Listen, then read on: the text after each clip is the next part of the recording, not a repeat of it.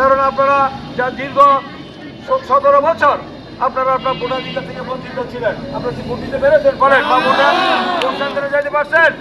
যে ভোট সেন্টারে আপনারা যাইতে পারেন নাই। আপনার দিনের ভোট রাতে হয়েছে, তারপর আমি আর দামি হয়েছে, তারপরে হয়েছে প্রশাসনতন্ত্র ব্যবহার করে আমাদের এই ভোটাধিকারকে হরণ করা হয়েছে, দেওয়া হয় নাই। এবং বিনা ভোটে এই সরকার গায়ের জুড়ে প্রশাসন যন্ত্রকে ব্যবহার করে তারা রাষ্ট্রীয় ক্ষমতা দখল করে দিত। মনে আছে না? আপনারা ভোট দিতে পারেন। 2008-এ একটি সাধারণ নির্বাচন ছকে নির্বাচন হয়েছে। 2014-তে আমরা দেখেছি একইভাবে দিনের আপনার সেখানে ভোট হয়েছে, সেখানে বিনা ভোটে নির্বাচিত হয়েছে। তারপরে 2018-তে দেখেছেন দিনের ভোট রাখতে হয়েছে। 2024-এ আমি আর দামি হয়েছে। জনগণ তাদের ভোটাধিকার প্রয়োগ করতে পারেন। তারপরে আগামী মাসের 12 তারিখে জাতীয় সংসদ নির্বাচনে ভোট দেওয়ার জন্য কি অপেক্ষা করছেন নাকি? যেটা বলছে আমাদের দলের যারা বিএনপির যে অন্যতম উপদেষ্টা সাজান ভাই বলছেন, আপনারা সব মা বোনরা ভাইরা সবাইকে ভোট সেন্টারে গিয়ে ভোট দেওয়ার জন্য বলছেন না? আপনারা কি ভোট সেন্টারে সবাই যাবেন কিনা? হাত তুলে ভোট সেন্টারে যাবেন।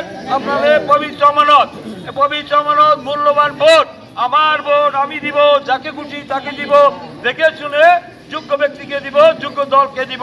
তো সেই ব্যক্তিকে দেওয়ার জন্য এই যে দীর্ঘদিন যে আপনারা ভোটাধিকার থেকে বঞ্চিত ছিলেন, আপনাদের ভোট দেওয়ার জন্য অধীর আগ্রহ অপেক্ষা করছেন, উন্মুখ হয়ে আছেন।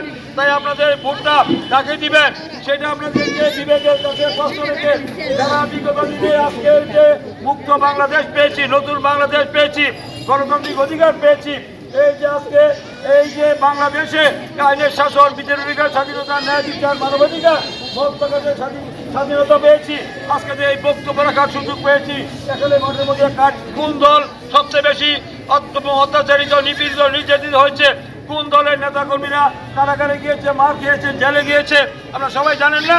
বাংলাদেশ জাতীয়তাবাদী দল দীর্ঘ 17 বছর লড়াই সংগ্রাম করতে গিয়ে বেগম খালেদা জিয়ার উপর অন্যায়, অত্যাচার, নিপীড়ন, নির্যাতন হয়েছে। বিনা অপরাধে, বিনা কারণে মামলা দিয়ে তাকে 10 বছর সাজা দিয়ে 6 বছর কারাগারে রেখেছে, যার কারণে তিনি বিনা চিকিৎসায় তাকে মৃত্যুবরণ করতে হয়েছে। এটা সরাসরি শেখ হাসিনা দায়ী।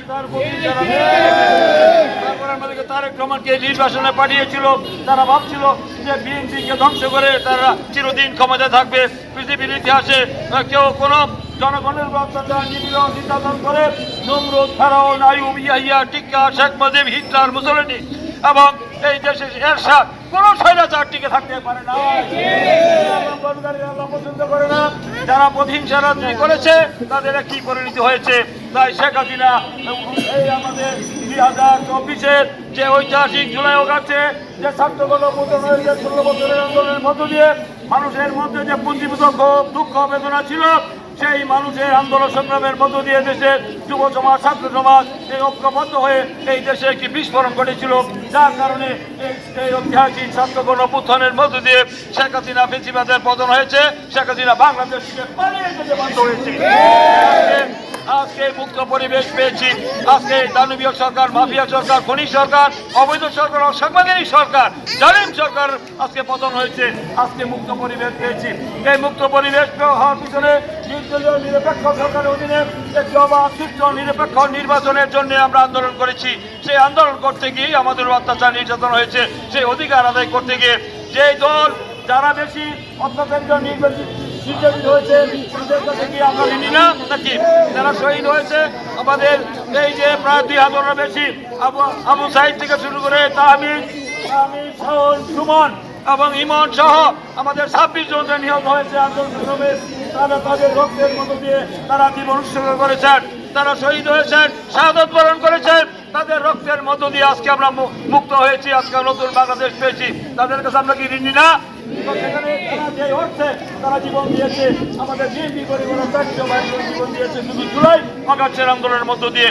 তাই আজকে সেই তাদের শহীদের প্রতি আমরা শ্রদ্ধা জানিয়ে আমরা আগামী দিনে দেশের জন্য, জাতির জন্য যারা ত্যাগ স্বীকার করে, যাদের কাছে দেশ, জাতির নিরাপত্তা, নিরাপদ দেশের জনগণ গণতন্ত্র নিরাপদ, দেশের মানুষের আইনের শাসন থাকবে, বিচার স্বাধীনতা থাকবে, ন্যায় বিচার থাকবে, মানবাধিকার থাকবে, মত প্রকাশের স্বাধীনতা থাকবে এবং গণতান্ত্রিক অধিকার থাকবে, ভোটাধিকার ফিরিয়ে দিবে। সেই দলকে আপনারা চিনেন, জানেন যে বিগত দিনে কোন দল দেশ পরিচালনা করার অভিজ্ঞতা রাখে, কোন দলের জনগণের পক্ষ থেকে ভোট দিয়ে নির্বাচিত হয়েছে বাংলাদেশ জাতীয়তাবাদী দল।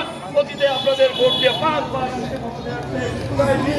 ছাড়া এই যে দেশের দুর্নীতি লুটপাট করে দলীয়করণ করে দেশের সমস্ত সম্পদ বিদেশে বাংলাদেশ ব্যাংক লুট করেছে, শেয়ার মার্কেট লুট করেছে, এবং তারা ভাড়া করেছে, সেকেন্ড হোম করেছে, সুইস ব্যাংকে টাকা রেখেছে, ব্যাংকগুলি খালি করে দিয়েছে, তারা আঙ্গুল খুলে পাড়া গাছে বরদাস্ত হয়েছে, তারা পুকুর তৈরি করে নাই, সাগর তৈরি করে নাই, তারা আকাশ তৈরি করেছে। তারা দেশের সম্পদ লুটপাট করে দেশকে ধ্বংসের খাদের কিনারা দাঁড় করে দিয়েছে। এই যে ধ্বংস প্রাপ্ত বাংলাদেশের যে আজকে যে অবস্থা, অর্থনৈতিক অবস্থা খারাপ, সামগ্রিক অবস্থা খারাপের দিকে চলে গিয়েছে, এই ধ্বংসযুগ থেকে এই দেশকে রক্ষা করতে হলে, তুলে আনতে হলে এবং পুনর্গঠন করতে হলে বিএনপি ছাড়া কোনো বিকল্প আছে? কোনো দল আমি সামনে দেখি না যে দেশকে পুনর্গঠন করার আমাদের অভিজ্ঞতা রয়েছে একমাত্র বিএনপিরই। তাই বিএনপি সরকারের কাছে দেশ জাতি নিরাপদ এবং জনগণ নিরাপদ এবং এই দেশের মানুষে আপনারা যে চাচ্ছেন জানমালের নিরাপত্তা এবং সন্ত্রাস, চাঁদাবাদ, মাদক মুক্ত সমাজ চান না আপনারা? চাঁদাবাদ, মাদক মুক্ত সমাজ আমরা প্রতিষ্ঠা করব। জনগণের মৌলিক অধিকার মা বোনদের যে ব্যাপারে আমাদের দলের চেয়ারম্যান তারেক রহমান বলেছেন যে আমরা একটি রাষ্ট্র সংস্কার মাধ্যমে জনগণের যে মৌলিক দাবি সমস্তগুলো দিয়েছেন।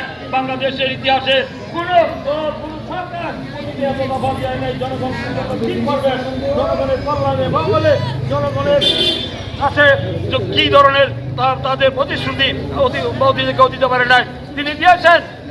তিনি বলেছেন যে কৃতজ্ঞ রাষ্ট্র সংস্কারের মধ্যে মানুষের যে মৌলিক দাবি বাস্তবায়ন করবেন, তার মধ্যে মা বোনদের সবচেয়ে বেশি করেছেন। বেগম খালেদা জিয়া করেছিলেন যে আপনার বয়স্ক ভাতা, বিধবা ভাতা এবং 10ম শ্রেণী পর্যন্ত শিক্ষা ফ্রি অবৈতনিক করা, 12শ শ্রেণী পর্যন্ত, এবং আমাদের জীবক করেছিলেন খাদ্যের বিনিময়ে শিক্ষা চালু করেছিলেন এবং আমাদের বিভিন্ন রকম শিক্ষার উপকরণ আমরা দেওয়ার ব্যাপারে ব্যবস্থা করেছিলেন। করেন নাই? নারী অধিকার, নারী ক্ষমতায়নের কথা বারবার তিনি বলেছিলেন। মনে আছে আপনাদের? অ্যাসিড নিক্ষেপকারীর বিরুদ্ধে আইন করা হয়েছিল বেগম খালেদা জিয়ার আমলে। আমরা দেখেছেন যে আমাদের প্রতিবন্ধী ভাতা, বিধবা ভাতা, বয়স্ক ভাতা এগুলো সব কিন্তু বিএনপি আমলে করা হয়েছিল এবং আমাদের যৌতুকের দাবিতে অত্যাচার করলে নারীদের করা হয়েছে। বেগম খালেদা জিয়া করেছিলেন, যুগান্তকারীকে পদক্ষেপ নিয়েছিলেন। তিনি নিয়েছিলেন যে আমাদের সংসদীয় গণতন্ত্র উত্তোলন করেছিলেন এবং আমাদের এই যে তত্ত্বাবধায়ক সরকারের বিল পাস করেছিলেন, তার কথা আমরা জানি না। বেগম খালেদা জিয়ার আজকে আমরা ফেসিবাদ মুক্ত বাংলাদেশ পেয়েছি শহীদের রক্তের বিনিময়ে।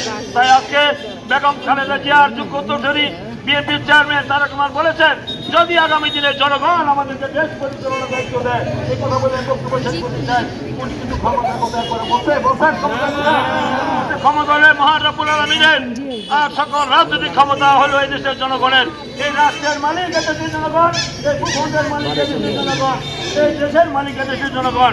সংবিধানের সাথে অনুচ্ছেদে উল্লেখ আছে যে এই দেশের জনগণই আমাদের রাষ্ট্রের মালিক। তাই জনগণের সরকার প্রতিষ্ঠা চেনা তারেক রহমান চায়, বিএনপি চায়। তাই তিনি মহিলাদের জন্য বলেছেন যে মহিলাদের যে কার্ড আপনারা দেখেছেন যে মহিলাদের জন্য ফ্যামিলি কার্ড বলে বুঝেন যে ফ্যামিলি কার্ড হলো যারা কষ্ট করে আপনারা মাথার ঘাম পায়ে ফেলে মা পরিবার চালান, সংসার চালান, তাদের জন্য কি ফ্যামিলি কার্ডের ব্যবস্থা করা হয়েছে।